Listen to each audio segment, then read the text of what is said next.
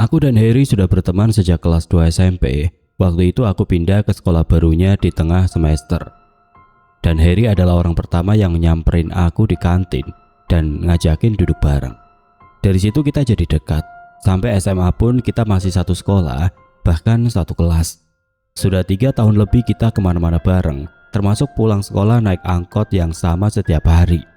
Rutinitas kita sederhana, sekolah pagi, pulang siang, naik angkot jurusan yang muter-muter dulu sebelum sampai ke area rumah kita masing-masing. Harry turun duluan, aku turun setelahnya sekitar 2 blok kemudian. Itu sudah jadi kebiasaan bertahun-tahun. Aku kenal keluarga Harry cukup baik karena sering main ke rumahnya. Ayahnya kerja di bengkel knalpot milik tetangganya, orangnya pendiam tapi ramah. Ibunya Bu Lastri, perempuan yang cerewet dalam artian positif. Selalu ada saja yang dia omongin sambil masak, sambil nyapu, sambil apapun. Waktu itu Bu Lastri sedang hamil tua, perutnya sudah besar dan jalannya sudah pelan. Kata Harry sudah masuk minggu ke-38, tinggal nunggu waktu saja. Selain itu ada Dila, adik perempuan Harry yang baru 5 tahun. Anak kecil yang cerewet mirip ibunya, sukanya minta digendong sama siapa saja yang datang ke rumah, termasuk aku yang bukan siapa-siapanya dia. Rabu itu tidak ada yang berbeda sejak pagi. Aku dan Harry duduk bareng di kelas, pelajaran terakhir matematika yang bikin ngantuk. Lalu bel berbunyi dan kita langsung keluar. Di kantin kita mampir sebentar. Harry beli es teh, aku beli gorengan 2 biji, ngobrol sebentar soal jadwal ulangan minggu depan yang sama-sama belum kita baca materinya. Biasa saja. Angkot yang kita naiki siang itu penuh. Kita dapat tempat duduk di paling belakang, desak-desakan sama anak sekolah lain dan beberapa ibu-ibu yang bawa belanjaan. Hawa panas, bau keringat campur udara Depok siang hari. Harry buka jendela, sedikit membantu. Minggu depan ujian, kamu udah belajar? Tanyaku. Harry nyengir. Belum, kamu? Sama. Kita ketawa kecil, percakapan sepele yang sudah ratusan kali kita ulang dalam versi berbeda-beda. Angkot baru jalan sekitar 20 menit dari sekolah, waktu HP Harry bergetar di sakunya. Dia lihat layarnya sebentar, lalu angkat telepon. Halo Bi. Aku tidak sengaja dengar karena posisi kita berdekatan. Suara di ujung telepon terdengar cepat dan panik, meskipun aku tidak bisa tangkap semua kata-katanya. Wajah Harry berubah dalam hitungan detik, senyumnya hilang, dia duduk lebih tegak. Sekarang, di Bidan Winda. Suaranya pelan tapi ada sesuatu yang berbeda di nadanya. Dia tutup telepon, langsung berdiri setengah dan teriak ke arah depan. Pak, kiri dulu pak. Angkot belum sampai di tempat biasa kita turun tapi Harry sudah melangkah keluar begitu pintu dibuka. Aku ikut tanpa sempat tanya banyak. Di pinggir jalan Harry langsung celingukan cari ojek. Ibuku mau lahiran, Bibi bilang udah dibawa ke Bidan Winda dari tadi pagi. Katanya gak ada yang bisa hubungi aku. Aku langsung ikut nyegat ojek yang lewat. Satu motor kita bertiga sama tukang ojeknya. Sempit, tapi tidak ada waktu untuk pilih-pilih. Perjalanan ke tempat Bidan Winda memakan waktu hampir 1 jam. Jalannya bukan jalan besar, jadi kita lewat jalan kampung yang sempit dan kadang berbatu. Harry diam sepanjang jalan, aku juga tidak banyak ngomong. Tidak tahu harus bilang apa. Ojek berhenti di depan sebuah rumah berpagar hijau dengan papan nama bidan yang catnya sudah agak pudar. Di depan pagarnya ada banyak orang berdiri.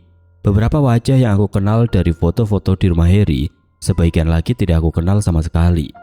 Tidak ada yang senyum, tidak ada suara bayi, yang ada hanya wajah-wajah yang sudah lelah menangis. Harry tidak langsung masuk. Dia berdiri sebentar di depan pagar, memandang orang-orang yang berkumpul itu satu persatu. Aku berdiri tepat di sebelahnya ikut diam. Tidak perlu ada yang ngomong dulu. Dari caranya orang-orang itu berdiri saja sudah cukup untuk memberitahu bahwa ada yang salah.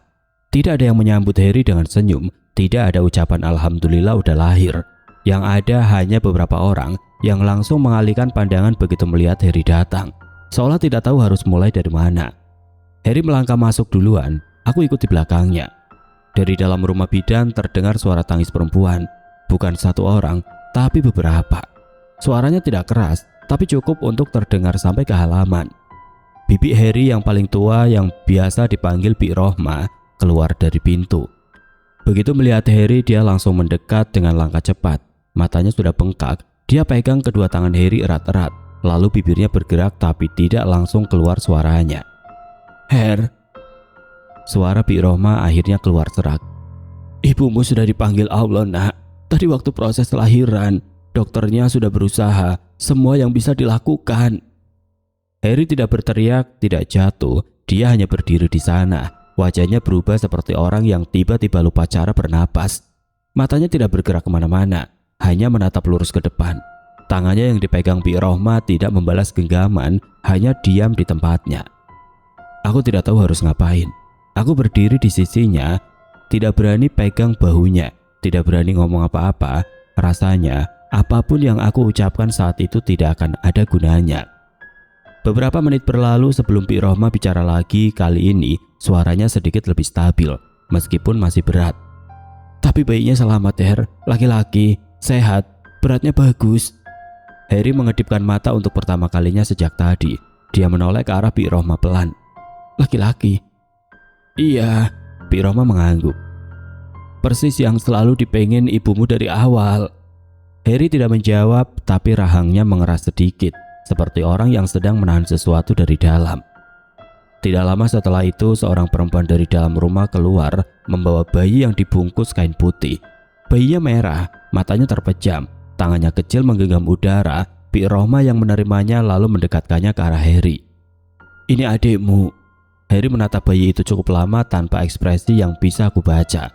Lalu dengan pelan dia mengulurkan satu jarinya dan menyentuh pipi bayi itu sebentar, hanya sebentar. Setelah itu dia mundur satu langkah dan menunduk. Bi Rohmah bilang nama bayi itu sudah disiapkan ibunya jauh sebelum lahir. Farhan. Ibunya yang milih sendiri, bahkan sudah ditulis di selembar kertas kecil yang disimpan di laci meja kamarnya. Sore itu jenazah Bu Lastri mulai dipersiapkan untuk dibawa pulang. Beberapa perempuan masuk ke dalam dan suara-suara pelan terdengar dari balik pintu. Orang-orang di halaman mulai bergerak.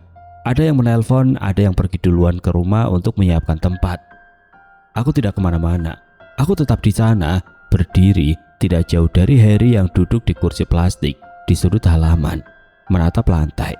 Tidak ada alasan khusus kenapa aku memilih untuk tetap di sini. Aku hanya tidak bisa membayangkan membiarkan dia sendirian sore itu. Waktu jenazah siap dibawa pulang dan semua orang mulai bergerak keluar, aku ikut berjalan di belakang tanpa diminta. Rumah Harry tidak terlalu besar. Begitu masuk dari pintu depan, langsung terlihat ruang tamu yang menyatu dengan ruang tengah tanpa sekat. Di ujung belakang ada dapur, dipisahkan hanya oleh lemari kayu tua yang dijadikan pembatas. 2 kamar tidur ada di sisi kanan, sederhana, tapi selama ini selalu terasa hidup karena Bu Lastri yang mengisinya dengan suara dan aktivitas.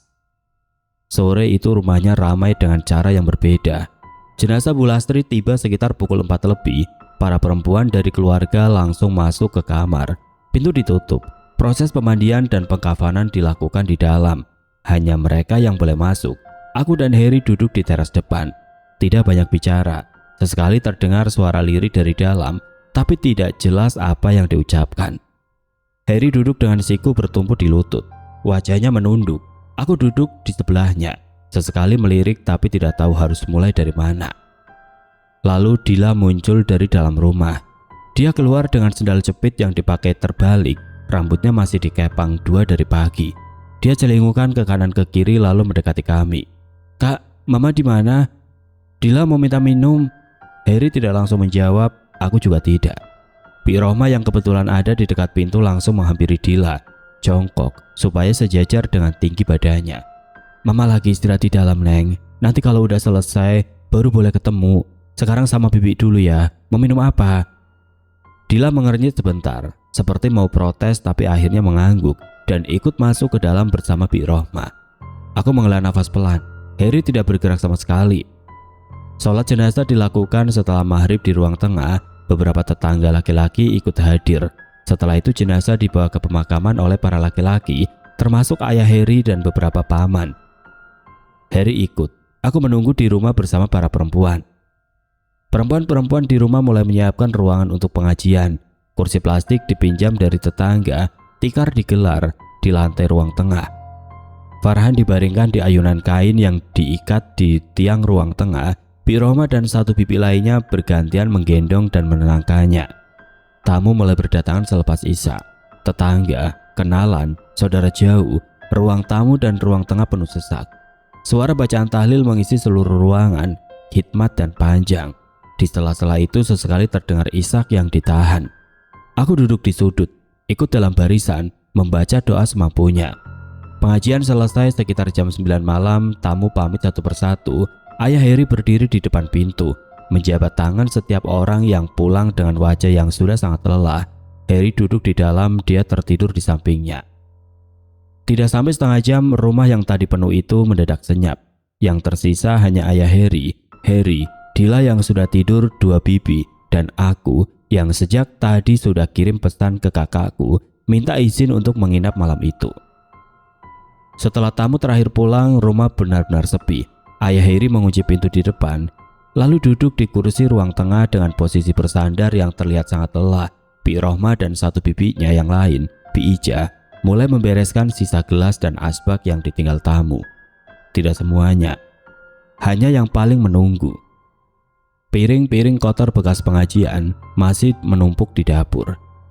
Dibiarkan dulu karena tidak ada tenaga yang tersisa untuk mencucinya malam itu. Farhan sudah tenang di ayunannya setelah diberi susu sekitar jam 9 lewat. Bi Ija yang menggendong sambil menepuk-nepuk punggung kecilnya sampai matanya terpejam. Ayunan kain itu digoyang pelan sampai nafasnya teratur. Heri rebahan di tikar yang masih tergelar di ruang tengah. Dila tidur di sebelahnya, meringkuk menghadap dinding. Aku duduk bersandar di dekat pintu kamar, setengah mengantuk. Lampu ruang tengah masih menyala, tidak ada yang mematikannya. Waktu itu aku buka HP dan lihat jam. Sudah jam 23.40. Aku baru ingat belum bilang ke kakakku soal menginap.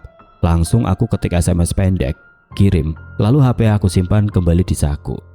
Tidak sampai 10 menit setelah itu Farhan menangis. Bukan tangis pelan seperti bayi yang lapar atau tidak nyaman karena popok. Suaranya kencang, melengking, dan tidak berhenti. Bi Ija yang paling dekat langsung bangkit dan mengangkatnya dari ayunan, digoyang pelan, dinaikkan ke bahu, ditepuk punggungnya. Farhan tetap menangis. Bi Rohma ikut bangun dari tikarnya. Mungkin lapar lagi, coba kasih susu. Bi Ija mencoba menyodorkan botol susu. Farhan tidak mau, mulutnya menolak dot itu dan tangisannya malah makin keras. Ayah Heri yang tadinya hampir tertidur langsung duduk tegak. Dia berdiri menghampiri dan mengambil alih Farhan dari tangan Bi Ija, digendong dengan cara yang berbeda, diayun-ayun sambil berdiri. Tidak berhasil juga. Heri sudah terjaga. Dia duduk dan memperhatikan dari tempatnya tidur tanpa bergerak. Tidak menawarkan diri, mungkin juga tidak tahu harus ngapain. Ayah Heri mencoba mengembalikan Farhan ke ayunan dan menggoyang talinya perlahan. Farhan terus menangis. Suaranya memenuhi seluruh ruangan yang sempit itu, memantul ke dinding dan terasa makin keras di telinga. Bi Rohma mengambil alih lagi, kali ini sambil bersenandung pelan. Tetap tidak ada perubahan. Sudah lebih dari 20 menit, semua orang sudah mencoba bergantian. Tidak ada yang berhasil menenangkan bayi itu. Ayah Heri berdiri di tengah ruangan dengan tangan di pinggang, wajahnya bingung dan lelah sekaligus. Bi Ija duduk di lantai sambil memijat pelipisnya. Lalu dari arah pojok ruangan terdengar suara gesekan kecil. Dila sudah terbangun. Dia duduk dengan lutut ditarik ke dada, rambut kepangnya berantakan, matanya setengah terbuka. Dia tidak menangis, tidak bicara, hanya duduk memandang ke arah Farhan yang masih menangis di gendongan Bi Rohma. Tidak ada yang bisa menenangkan Farhan. Malam semakin larut, semua orang semakin lelah, dan tangisan itu terus berlanjut tanpa ada tanda-tanda akan berhenti. Tangisan Farhan sudah berlangsung hampir setengah jam dan tidak ada tanda-tanda mereda. Bi Rohma masih menggendongnya sambil berdiri. Tubuhnya sedikit bergoyang ke kiri dan ke kanan meskipun terlihat sudah sangat kelelahan. Ayah Heri kembali duduk di kursi, siku di lutut. Wajah menunduk. Tidak ada yang bicara. Semua orang sudah kehabisan cara. Lalu di tengah suara tangis itu, aku mendengar sesuatu dari arah dapur. Suara air mengalir, pelan, tapi jelas. Aku pikir awalnya itu suara dari luar. Mungkin tetangga yang masih terjaga. Tapi suaranya terlalu dekat untuk itu. Asalnya dari dalam rumah, dari arah dapur yang ada di belakang ruang tengah. Disusul bunyi gesekan benda keras, seperti piring yang bergeser di atas permukaan wastafel. Satu kali, lalu dua kali. Bi Ija yang duduk di lantai langsung mengangkat kepalanya. Pi Rohma berhenti bergoyang. Ayah Heri mendongak. Semua orang diam dalam waktu yang sama, hanya Farhan yang masih menangis. Aku mencoba mengingat dengan cepat.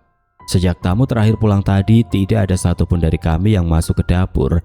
Bi Ija sempat mengambil beberapa gelas dari ruang tengah dan meletakkannya di dekat pintu dapur, tapi tidak masuk sampai ke dalam. Pintu dapur hanya terbuka setengah, dan dari sini aku tidak bisa melihat apa yang ada di baliknya. Suara air itu tidak berhenti, bahkan terdengar sedikit lebih keras dari sebelumnya, seperti keran yang dibuka lebih besar. Farhan menangis semakin kencang, bukan bertahap, tapi tiba-tiba, seolah ada sesuatu yang membuatnya makin tidak tenang. Pi Rohma menekan tubuh bayi itu lebih dekat ke dadanya sambil berdoa pelan. Bibirnya bergerak tapi tidak keluar suara. Heri yang dari tadi tiduran di tikar sudah duduk tegak. Matanya tertuju ke arah pintu dapur, lalu dia bicara. Suaranya pelan, hampir seperti orang mengigau, tapi cukup jelas untuk didengar semua orang di ruangan itu. "Kak, Mama manggil-manggil adik Farhan terus." Tidak ada yang bergerak. Bi Ija menutup mulutnya dengan kedua tangan. Pi Rohma menarik nafas panjang dan dalam. Matanya terpejam sebentar. Heri menoleh ke arah Dila dengan cepat, tapi tidak mengucapkan apa-apa. Ayah Heri langsung menunduk dan aku dengar dia bergumam lirih, seperti membaca doa. Aku sendiri tidak bisa bergerak. Duduk di tempat yang sama, punggung menegang. Telinga masih menangkap suara air yang terus mengalir dari dapur. Dila tidak terlihat takut. Dia duduk memeluk lutut, wajahnya biasa saja, seperti orang yang baru menyampaikan sesuatu yang menurutnya wajar untuk dikatakan. Itu justru yang membuat suasana makin berat. Beberapa detik berlalu tanpa ada yang bicara. Ayah Heri akhirnya berdiri dari kasurnya. Perlahan, tidak tergesa, dia merapikan baju koko yang dipakainya sejak tadi sore. Menarik nafas sekali, lalu melangkah ke arah pintu dapur. Tidak ada yang mencegahnya, tidak ada yang ikut. Kami semua hanya diam, memandang punggungnya yang melangkah masuk ke dalam dapur. Sementara suara air itu masih terus terdengar. Pintu dapur tidak ditutup rapat waktu ayah Heri masuk. Terbuka sekitar sejengkal, cukup untuk membiarkan suara air dari dalam masih terdengar jelas di ruang tengah. Kami semua diam, tidak ada yang bergerak, tidak ada yang bicara. Farhan masih menangis di gendongan Pi Rohma. Tapi suasana di ruangan itu terasa seperti semua orang menahan diri untuk tidak membuat suara apapun. Lalu pintu dapur terbuka. Ayah Heri keluar. Wajahnya pucat, bukan pucat karena sakit, tapi pucat seperti orang yang baru melihat sesuatu yang membuat otaknya butuh waktu lebih lama untuk memprosesnya. Dia tidak berlari, tidak berteriak, hanya berjalan kembali ke kursinya dengan langkah yang sedikit tidak stabil, duduk, lalu menundukkan kepala ke kedua tangannya. Tidak ada yang langsung bertanya. Bi Ija memandang ke arahnya sebentar, lalu mengalihkan pandangan. Heri duduk kaku di tikarnya. Aku sendiri tidak berani membuka mulut. Suara air dari dapur masih terdengar. Bunyi piring bergesek kembali terdengar satu kali, lebih keras dari sebelumnya. Pi Rohma yang bergerak duluan. Dia berdiri dari tempatnya. Farhan masih dalam gendongannya, lalu berjalan pelan ke arah pintu dapur. Dia berdiri tepat di depannya, tidak masuk, hanya berdiri di ambang pintu menghadap ke dalam.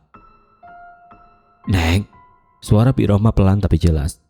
"Sudah Neng, kamu istirahat. Piring-piring itu bisa dicuci besok. Ada yang beresin. Sekarang kamu tenang dulu." Suara air tidak berhenti. Pi Rohma menunggu beberapa detik, lalu mencoba lagi dengan nada yang sama tenangnya. "Anak-anakmu baik-baik saja. Bibi yang jaga. Percaya sama Bibi." Bukannya mereda, suara dari dalam dapur justru makin keras. Air mengalir lebih deras. Bunyi piring bergeser makin sering. Bi Ija di belakang langsung tertunduk dan mulai berdoa dengan bibir yang bergerak cepat. Pi Rohma menarik nafas panjang.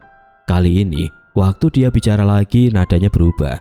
Masih tidak marah, tapi tegas seperti orang tua yang sudah tidak punya ruang untuk ditawar lagi. "Heri, Dila, Farhan, mereka bertiga akan Bibi urus. Bibi janji, tapi kamu harus percaya sama Bibi dan kamu harus pergi istirahat sekarang." Tidak ada perubahan. Pi Rohma diam sebentar lalu dia bicara lagi. Kalimatnya pendek, diucapkan dengan nada rendah dan sangat serius. "Kalau kamu gak mau nurut, Bibi gak sanggup. Biar orang lain saja yang urus mereka bertiga." Dalam 1 detik semuanya berhenti. Suara air berhenti, bunyi piring berhenti, dan Farhan yang sudah menangis hampir 1 jam tiba-tiba diam. Benar-benar diam, nafasnya terdengar teratur seperti bayi yang baru saja tertidur. Ruang tengah itu hening, tapi bukan hening yang menekan seperti tadi. Rasanya berbeda, seperti sesuatu yang tadinya tegang baru saja selesai dengan sendirinya. Bi Rohmah menurunkan tangannya yang tadi memegang erat Farhan, sedikit melonggarkan genggaman karena bayi itu sudah tidak meronta. Dia berdiri diam sebentar di depan pintu dapur, lalu pelan-pelan melangkah masuk. Satu persatu kami mengikutinya dari belakang. Dapur itu bersih. Semua piring yang tadi menumpuk di wastafel sudah tidak ada, tersusun rapi di rak sebelah kanan, ditumpuk dengan rapi berdasarkan ukurannya. Gelas-gelas sudah berdiri berjajar. Tidak ada sisa makanan, tidak ada genangan air di lantai, dan dari dalam dapur itu tercium wangi yang tidak aku kenal. Bukan wangi sabun cuci piring, bukan wangi apapun yang biasa ada di dapur, lebih ke arah bunga sedap malam, lembut dan bersih, tapi tidak ada satupun bunga di dalam ruangan itu.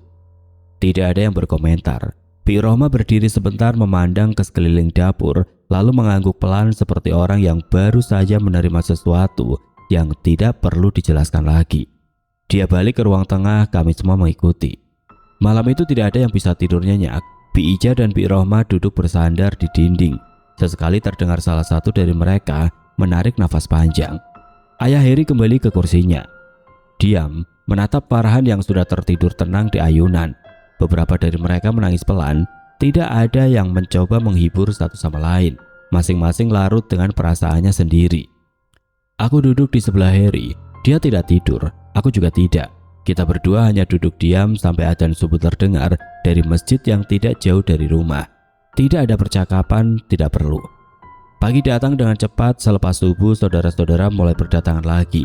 Ada yang membawa makanan, ada yang langsung masuk membantu membereskan rumah. Suara orang bicara kembali mengisi ruangan, tapi kali ini lebih pelan dan tertib dibanding malam sebelumnya. Aku melihat ayah Heri duduk sendiri di teras depan, kursi plastik, secangkir teh yang sepertinya sudah dingin, matanya memandang ke jalan yang masih sepi. Aku keluar dan duduk di kursi sebelahnya. Beberapa saat aku diam dulu, tidak langsung bertanya. Pak, aku mulai pelan. Semalam di dapur, Bapak lihat apa?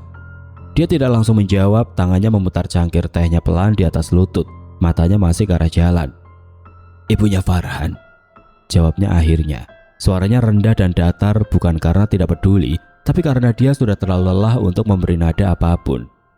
Dia berdiri di depan wastafel, pakai baju putih panjang, rambutnya hitam, panjang, terurai, mukanya tenang, bersih. Dia berhenti sebentar. Dia noleh ke aku sebentar, cuma sebentar. Terus sudah tidak ada. Aku tidak bertanya lagi, tidak ada lagi yang perlu ditanyakan. 7 tahun sudah berlalu sejak malam itu. Farhan sekarang sudah kelas 1 SD, tumbuh sehat, cerewet, dan kata Heri, sifatnya mirip ibunya, bawel tapi menyenangkan. Dia dibesarkan oleh Bi Rohmah yang memang sejak awal sudah berjanji untuk mengurus ketiga anak itu. Heri sudah bekerja di salah satu perusahaan logistik di Depok, sudah punya motor sendiri, sudah bisa bantu kebutuhan adik-adiknya. Ayah Heri tidak menikah lagi, bukan karena tidak ada yang mau, tapi memang karena dia sendiri yang memilih untuk tidak, sampai sekarang. Aku masih ingat malam itu dengan jelas, bukan karena aku takut, tapi karena aku menyaksikan sendiri sesuatu yang tidak bisa aku jelaskan dengan cara apapun yang masuk akal. Dan selama 7 tahun ini, aku tidak pernah menemukan penjelasan yang cukup untuk apa yang terjadi di dapur rumah Heri waktu itu. Yang aku tahu hanya satu hal, seorang ibu yang baru saja pergi di malam pertama setelah kepergiannya masih memikirkan anak-anaknya.